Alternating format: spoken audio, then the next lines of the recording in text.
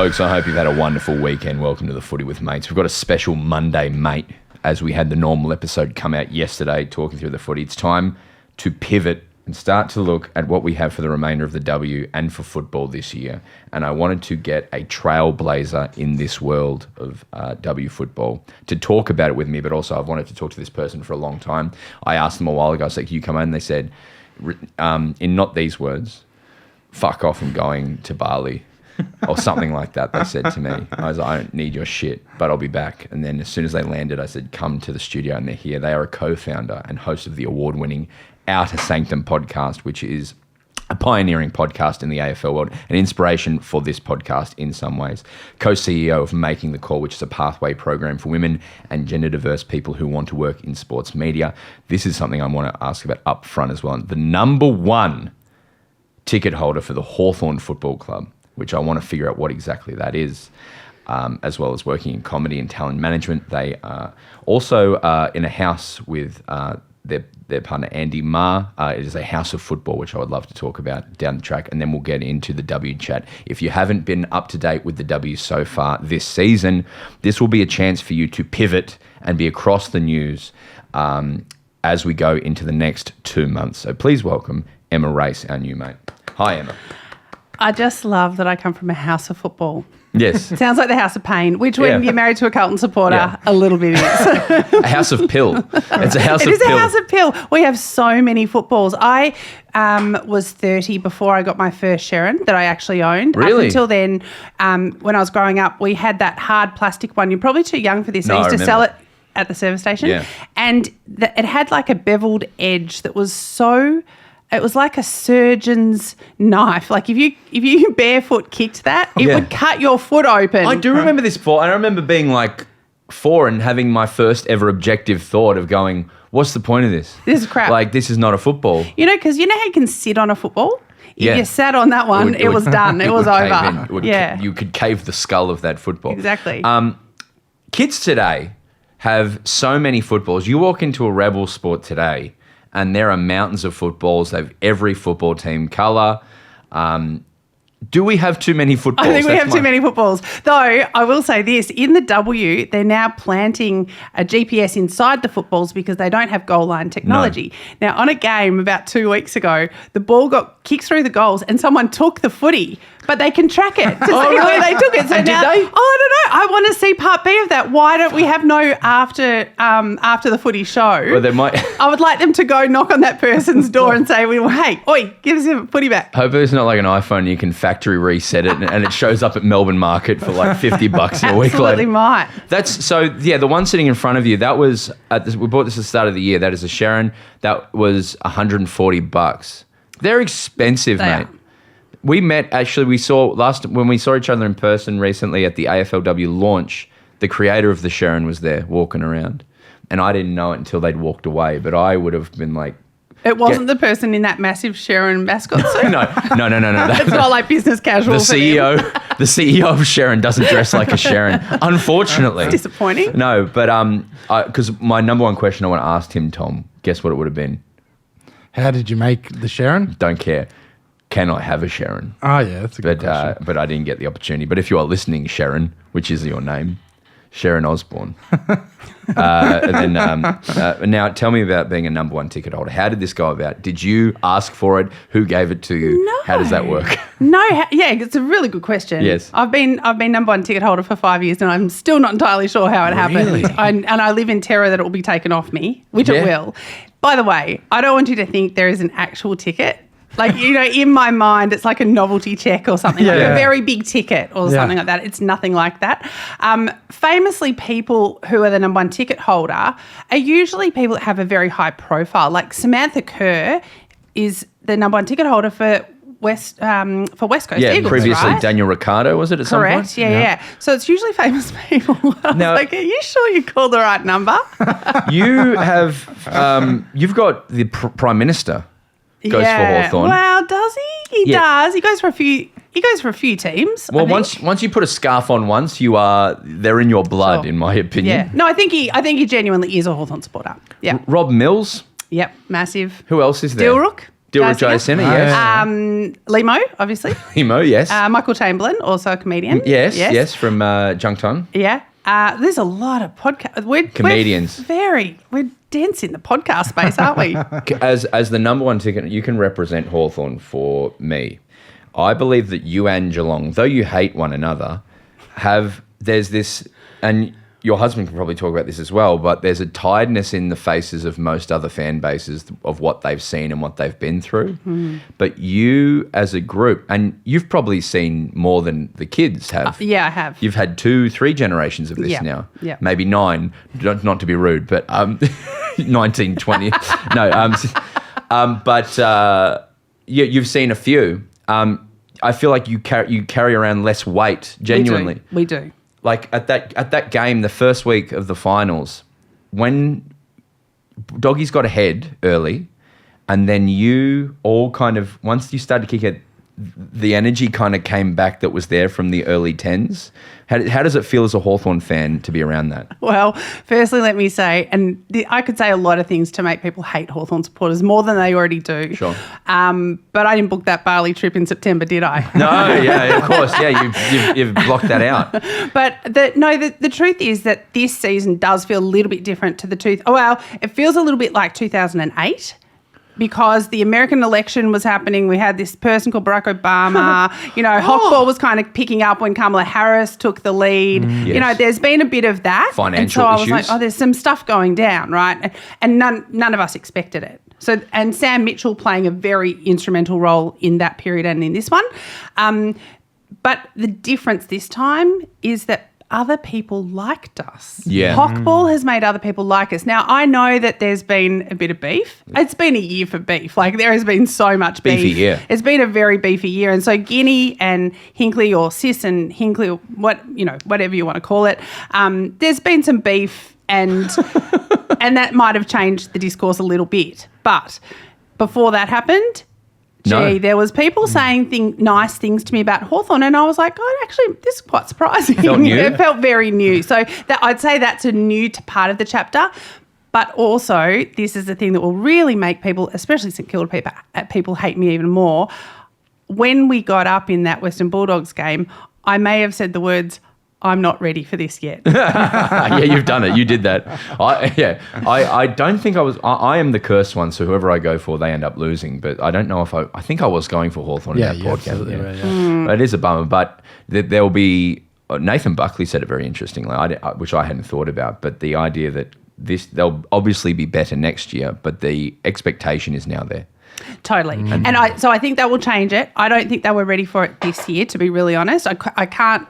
I walked out of the Hawthorn Port game and thought, I'm okay with this. And then when I got home and watched the replay, I realised that we actually only lost by 3 points and we didn't play our style of game. Yeah. And I was absolutely bereft, and I lay on the floor for a little while and then just had to pick myself up. Luckily, we've got the Hawthorn W team because they are flying, and that's making me very excited.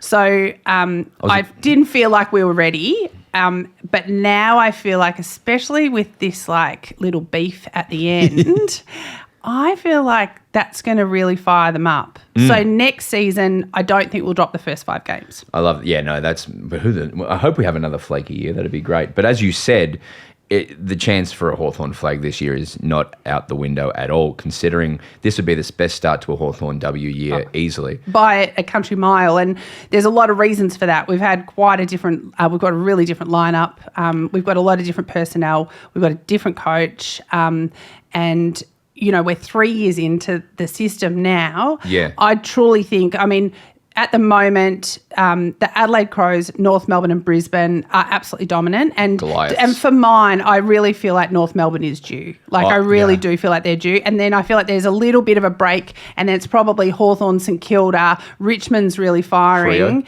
Freo. And then there's been a bit of a captain's curse that's been really disappointing. Sydney would have been there. Chloe Malloy, when you're only playing 16 aside, having your captain out when it's someone of that calibre, or even Ellie Blackburn. I know that Bulldogs have been having a bit of a tough one, but that does make a huge difference. Of them, yeah. The what are we talking about with the Hawthorn?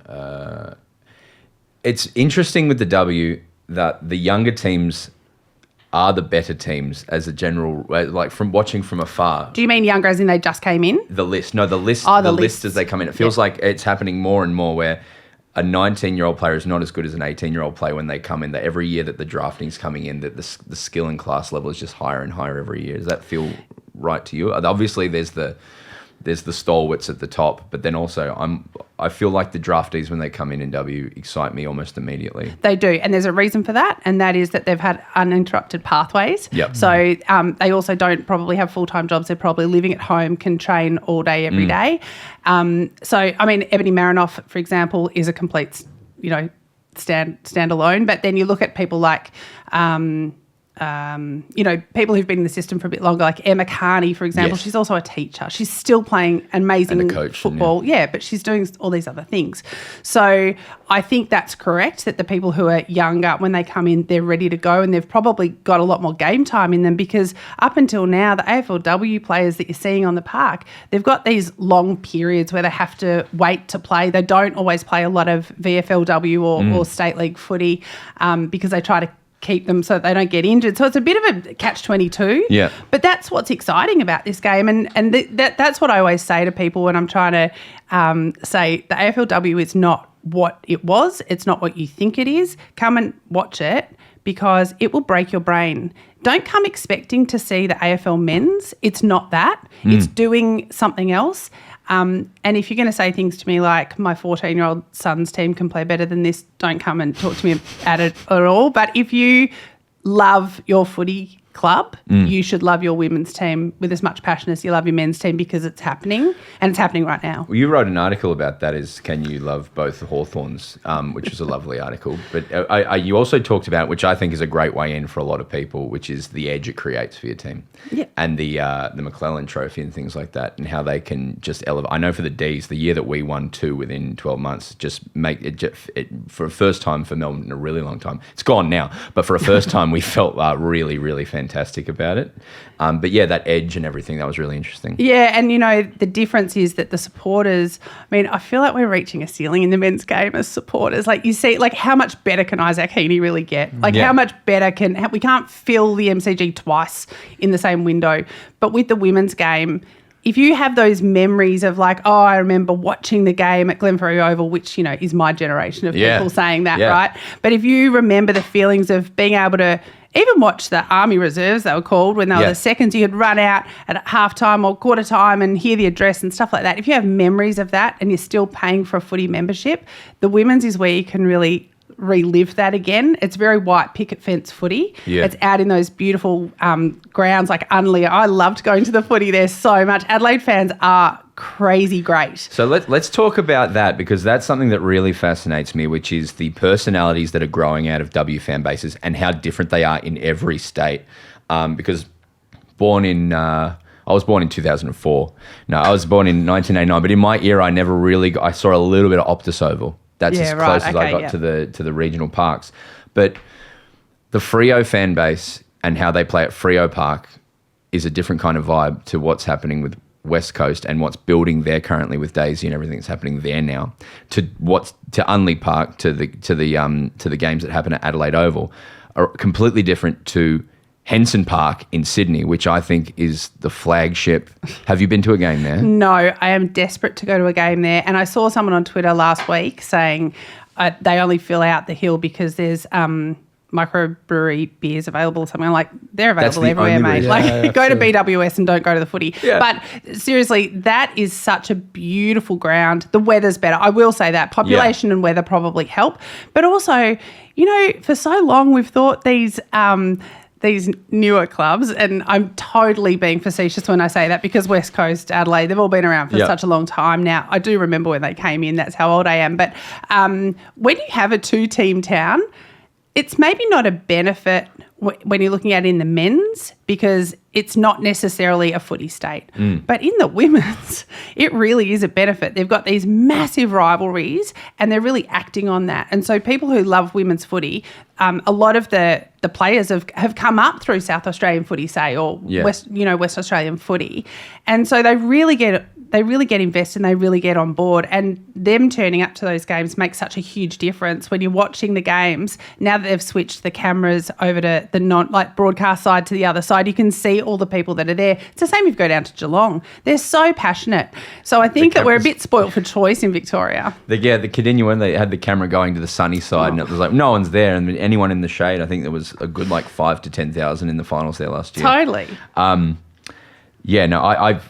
There's something we talked to. I'm sorry, podcast listeners, but I keep just anytime we have a conversation, I bring it to the next conversation. But we chatted with Dr. Casey Simons, who's an expert in fandom, who you know as well. But them talking about, I'll just restate it, which is that the idea that fandom has to be one certain way is not true. You can.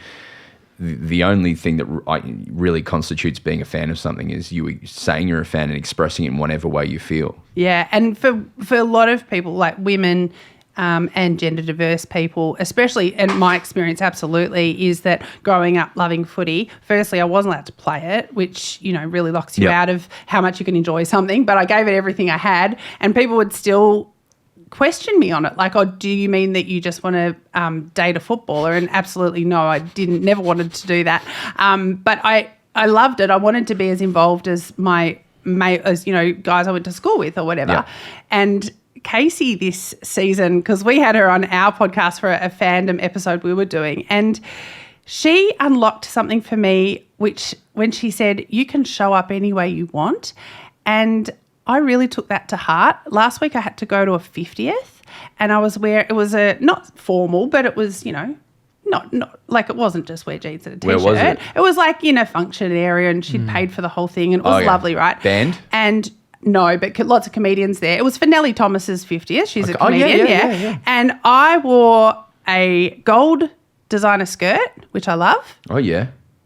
And I wore my Hawthorn jumper. You wore a Hawthorn jumper? Because I have seen little boys my whole life go to birthday parties in a football jumper and I've never done it. Yeah. And we'd just beaten the Bulldogs the night before. Oh, and you were feeling it? And I was feeling it. And I was like, that's what I want to wear. Yeah. So I went high glam, might have even worn heels, and a footy jumper. I walked down Smith Street. I was getting they loved it. Yeah. The people loved it. Yeah. And I loved it. And I know it's brown and gold it's hard to pull off, but I nailed it. I struggle to not say anything. If someone's at the shopping centre, during finals and they're wearing the jumper, I struggle to not say something.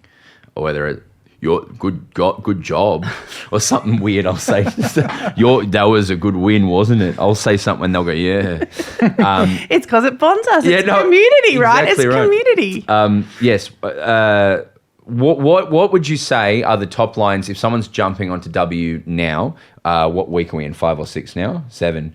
It's a rolling one. It's really tricky. There's a game I think today. It's a 6. Yeah, there's games every day except for Monday. For the Brownlow. There was nothing. So they're doing this condensed season, but it's also being played during the week. Yeah. And this is how I'm going to separate those two issues out for you. I don't love the condensed season, which is 11 games in 10 weeks. I don't love a 5-day turnaround. No, Emma, it's objectively bad. Yep. But I do love midweek footy. Yeah. So I'm like, good. Let's make sure that we keep those two things separate at all times, because that you can hate one thing and like the other. But also there's in Melbourne particularly, on the day we were recording this, we had a game between, I'm trying to remember in my head, Richmond and Port last night that was played at Icon Park. Yeah. So you're giving a fan base nothing to hold on to there, from my perspective at the very least. If it was at Tigerland, I reckon you actually would have got Richmond I have some issues with Tigerland. It's really hard. So the fence is really high. I've been doing a bit of a analysis on of all of the grounds, okay. right? So, and I take my kids, they're 10, 13 and 14. If you go to Tigerland, my 10-year-old can't see over the fence. Yeah, right. Get out of here. No, so it's okay for you because you're a big boy, right? I tower over everyone. I've never had a problem at a gig ever. Exactly. Now, obviously, Casey's number one, but apart from that, what are the other great grounds to go to the footy to? Casey's great if you want to feel like a rotisserie chicken in the sun. Yeah. Oh, it's horrific. Or you out like there. your car. If you like your car, it's a good place. Enjoy your car trip down there. Yep. If you live at Venus Bay, it's your local. It's your local. No, that's true. Oh, mate, RSCA Park last week, Hawthorn St Kilda blew my mind. Really? It was so good. It was almost as good as Unley. I had no expectation. No one says this. No, I thought you'd go like Vic Park or Icon or... I love Frankston, I love Vic Park, I love Icon, but I went to RSEA Park and the only downfall there is the parking, which has always been a problem for Moorabbin. But the experience was amazing. The Danny Frawley Centre, they've put this great stand. You can sit on hills. They've got the Ferris wheel, obviously. I didn't do that, but other people seem to like it. They have heaps of free stuff, like free ice cream, free fruit, like lots of little Free fruit? activations. Yes. The activations aren't patronising. Yeah. What do you mean by that? Well, like early days I found some of the, like Whitten Oval was really going hard, right? But I found the activations a bit patronising because there was like face painting and, I don't know, jumping castles or whatever, like heaps of things, but you couldn't see the footy while you were doing them. So I'd take my kids and they'd want to do the activations, but then I can't see the game. Yeah. So you want things so that people can actually do both at the same time. RSCA Park was chef's kiss. Hats off to you, St Kilda, and I never say that. No, I think it's a genuine art form trying to figure out. It's almost like how you would lay out a show. Or there's a million people go through event management every year, and this is this is a world where they should be. You went to Windy Hill the other week. Yeah. How I love did you experience that. It was great because I have a 2-year-old. Yes. And, we just sat on that sort of hill bit. And, he started running around. I could just get the vibe and sort of enjoy it, but he could also run around a bit. So, it's fun. I love Windy Hill too because I love the stands. I like seeing that little stand, but they've got those temporary tents and you can't see on the boundary and you can't see over the top of them. Yeah. So I am feeding all this back. You can test me on anything but Perth and anything but New South Wales. I haven't visited there yet, but I will. And what's the other Northern Oval and I want to see in Sydney as well. The one with the snake? Yes. Yeah. There was there's that incredible looking grandstand where they played the other week. The moth one? Yeah, the moth one. The opening round. Yeah, the moth one. The moth one. Apparently the moths were bad at the Sydney Olympics as well, but I don't remember that. So I'm hoping that the moth thing will leave us. Yeah, no. We had Sid Millie only to eat them. Parking and ticketing is really very boring football topics. It's like hearing someone tell you about their dream or their workout. I totally get it, but it is of the people, right? And I feel like as number one ticket holder of a club, I'm of the people. Yeah. I'll tell you what your parking chances are if you go to a game. Let's pivot to Outer Sanctum. Can you tell me the story of how it began? Because I only came across it maybe in my feed one day and started listening here or there. But so how did it? What was your? You were the creator. Well, along with 5 other Hawthorn supporters, 3 of us are sisters. So we've known each other for a while, not in utero, but eventually, bath time and stuff. Well, so there was a group of us who just started chatting online about footy. And in a group chat? Yeah, in a group chat. We hadn't all met before, and there was a lot of us, and then I guess there were 6 of us who were quite intense and everyone else peeled off and disappeared. You'd just see people like Georgina left the group, Amy left the group, whatever. But then 6 of us stayed, and Nicole Hayes and Alicia Sometimes, who I had known Alicia Sometimes from Triple R, where I actually got my first and only opportunity to play football in the Community Cup. The Rec Link. It was fantastic. It was really the best of times. Was Triple R over here in Brunswick, or had it before it moved? It was both. Okay, right. Yeah, I bridged the gap between, Brunswick Street and Brunswick. I played with Sam Pang and Angus Sampson. Let me just say some names. Like Tex Perkins ever played? Yeah. He was a ball hog. Paul Kelly. Paul Kelly was the coach of the other team. Who else? UMI. Tim Rogers. Yeah, these kind of people. Yeah, a guy from the band with no name, the drummer from the band with no name, took a hanger on me in front of the stand at I don't think it was Vic Park, and I had to go off with the blood rule. Oh my God. I was a bit thrilled to go off with the blood rule. That's kind of cool, but also who's this guy? I know. I probably would if I got one. Yeah, he would. Anyway, so that's how I knew Alicia. And we all started talking about footy, and we talked about it in this way that is just the sanctum way. And it's a way that we were talking about it. There was often, misogyny, racism, the stuff that really abuts us wanting to feeling good about footy, but because we were footy fans, people would often ask us to explain the misogyny in it. And we're like, hang on, we're not doing that stuff. But we love football and we wanted a way to love it more. And then Nicole and Alicia wrote a book called From the Outer, which was actually about people who have often felt left out of footy because of, gender, sexual orientation, whatever it is, Yep. ethnicity even, ability, all that kind of stuff. And we got together to celebrate because we were included in the book.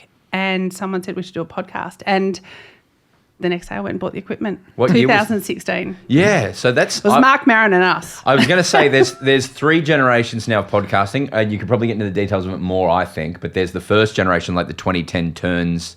Will Anderson, I would say, is part of that even, and then also your Sweetest Plum. Yeah, Sweetest Plum, the Dollop. Yeah, Dollop. He toured with them. Yeah. It's so funny. He was their tour manager. Yeah. And we're doing our pod live at the moment, and he had to sit through Dollop doing 4-hour live riffs around Australia at the Palais and everything. And then we started this tour, and I said to Tom and Marnes, I was like, it's about, I want, the conversation about championing and rising and going on riffs. And he's like, yep. And then the first night, he's all of a sudden the fucking best fucking live podcast guy in the world. Like he's getting huge Stealing laughs. all Gareth's, I love it. Stealing all Gareth Reynolds bits, Yeah, I love it when he gets on. The voices, the rants, Yeah. the Trump one, part 1 and 2 are my favourite, even though, should have been a warning. Everyone should have been made to listen to that. Yeah. The second round, Donna came in the second round as well, where it was people going, oh, there's this thing, maybe we'll still do it, but where there's never going to be any money or anything in this. But there's a lot of important shows that came through in that era as well, and now everyone has one as the third generation. Everyone like this shit show. has one that it's embarrassing. But the thing that I think gives me the most joy is when the Sanctum first started, I think we were 6 weeks in. We had, obviously we've almost been doing it for 10 years now, did not expect that to be the journey. And we were talking about football through the lens of human rights and feminism. We've got a bunch of really smart people who are on it, not me, the other ones. And there was this one thing that happened which made us very famous, and we were on the front pages of every newspaper because we basically just repeated back the words that some male commentators had said during the week about Caroline Wilson, and it started a national conversation. And then Sam Newman went on the Footy show and he went on this rant. He calls us excrement, perfumed excrement, called us mummy bloggers, and called us second-tier media because he didn't respect podcasts, and then flip forward about 3 weeks. Mr. Podcast, Sam Only place he Newman. can get a job. I was like, just wait 5 minutes. Don't shit can a podcast. Wait 5 minutes. You'll have one yourself. That's before he went down to JB and got his little microphone, isn't it? And his little mixer. Totally. That's a funny, but isn't It's a that funny story, but that's what podcasting does, right? There'll be people pissing and moaning against whatever's happening, but the tide will keep moving the same way, won't it?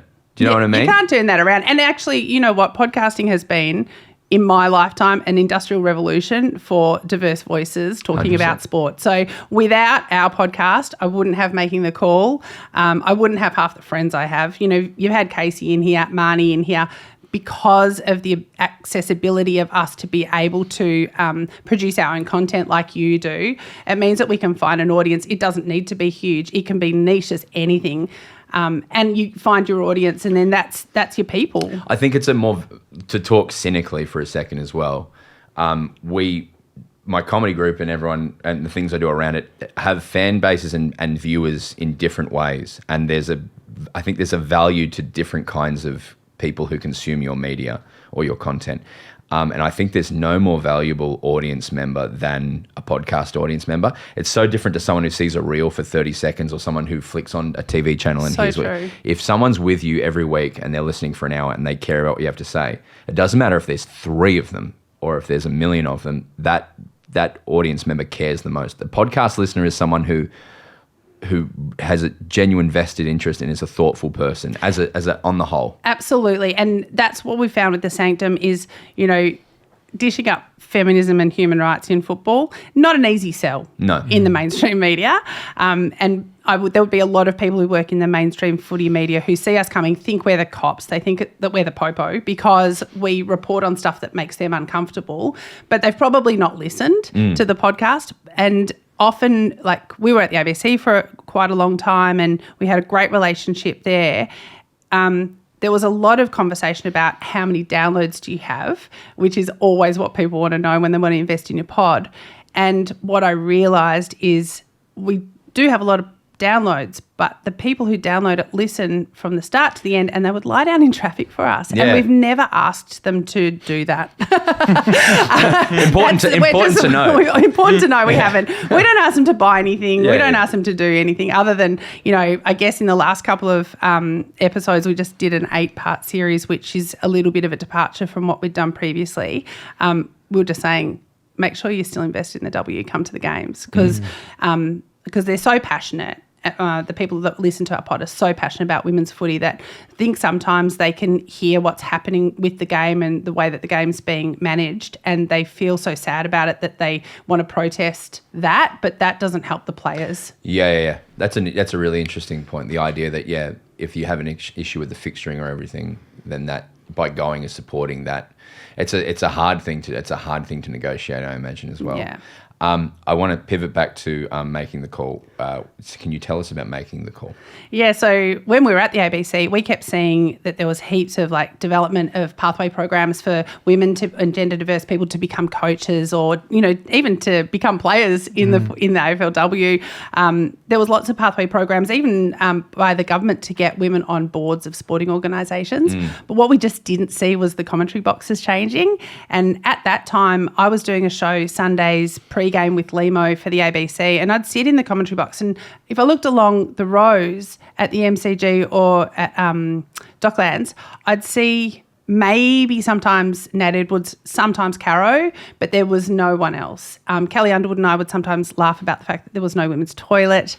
Really? Yeah, there wasn't. And then I think there was a toilet that was for women, but men used it for the sitting down toilet, which is not conducive. Is this at Ron Casey Media Centre? No, at Docklands, in the bit where you can get to really quickly in between breaks. Right. So my sister Lucy and I were talking actually during lockdown, saying we should just do a series of lectures, because we knew a lot of people who had contacted us, like Gemma Bastiani, who now works at the AFL, who wanted to work in football media but were struggling to find their way in. And because of my experience in media previously, not necessarily just sports media, and because I'm married to Andy and he had all these contacts who were then, kind of married into, I became friends with, I was like, well, I feel like I could run a Zoom lecture for a bunch of people who wanted to hear some stuff. And then Lucy, because she's the smart one, contacted the Office of Women's Sport and Recreation, and they were like, this is actually something that we seriously need to address. And so then we formalised it, and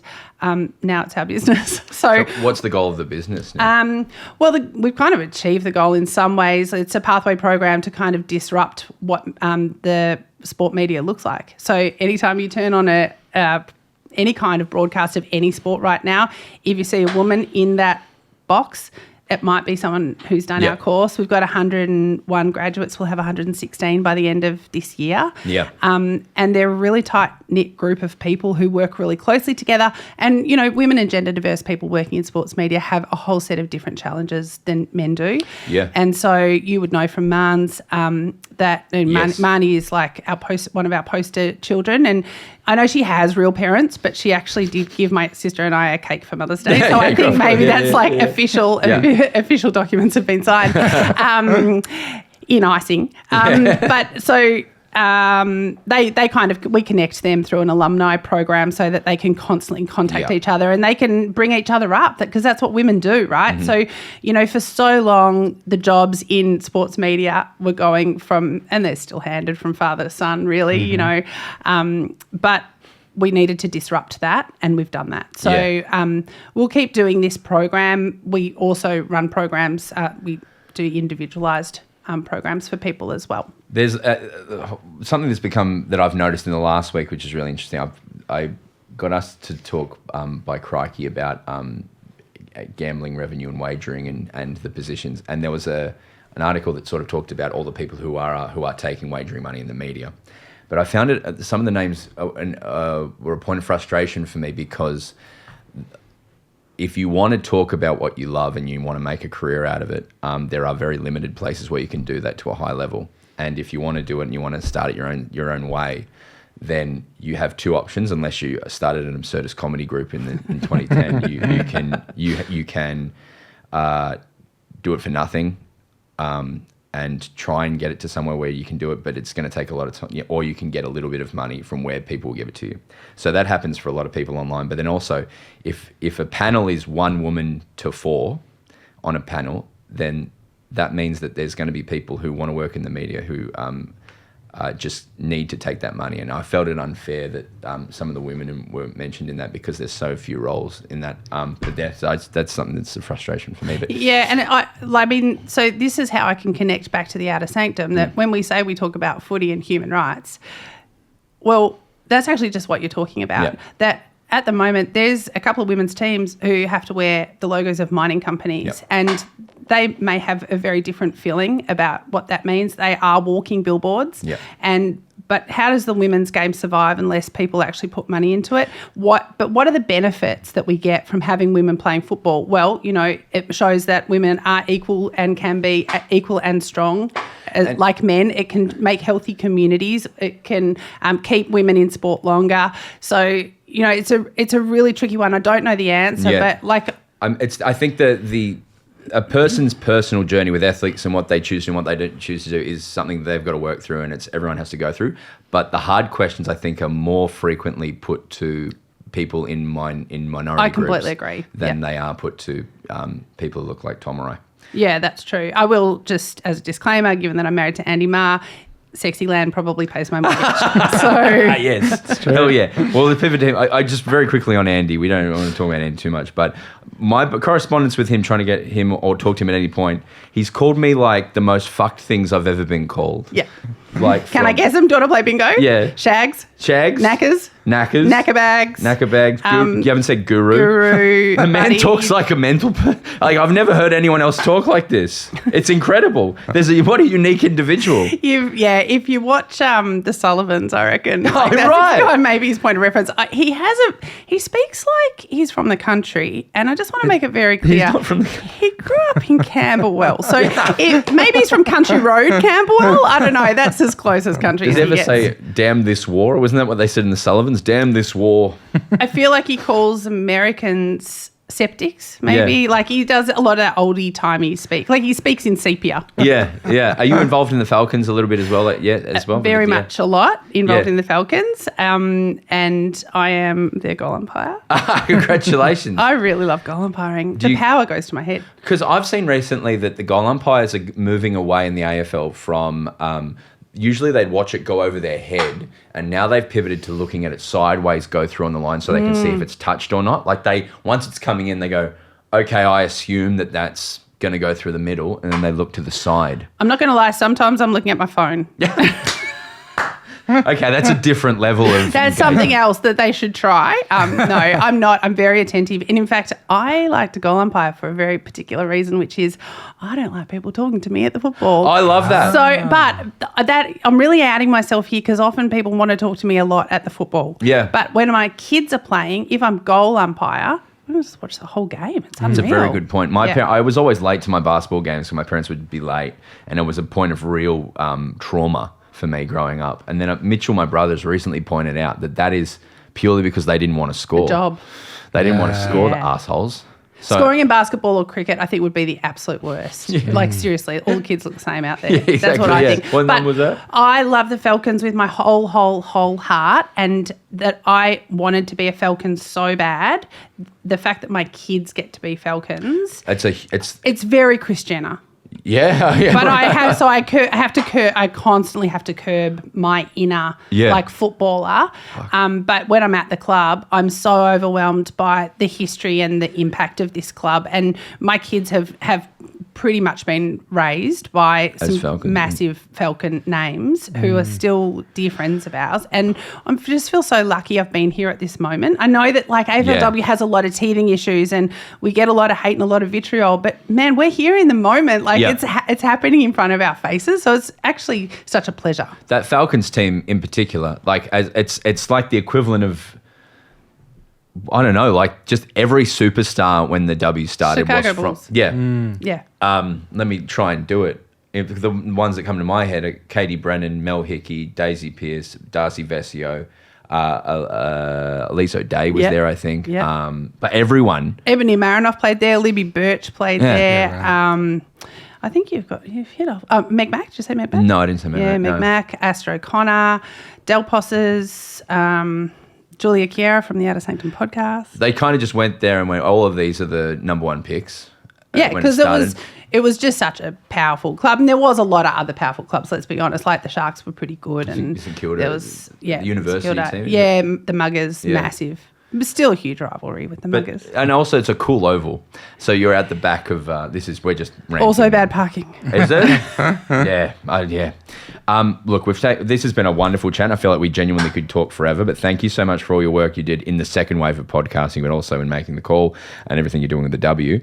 And thank you so much for coming on. And if you haven't been watching the W because you've been preoccupied with the Riz in the men's, then hop over now for the last for the rounds and into the finals into November and go to a game. If for nothing else, vibe. It's an absolute vibe.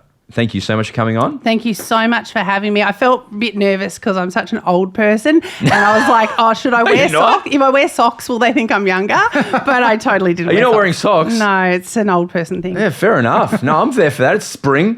Hey, this is our last mates for the year. We'll be back next year with more mates. I just can't be fucked going and finding anymore because it's the hardest thing I've ever fucking done in my fucking motherfucking life.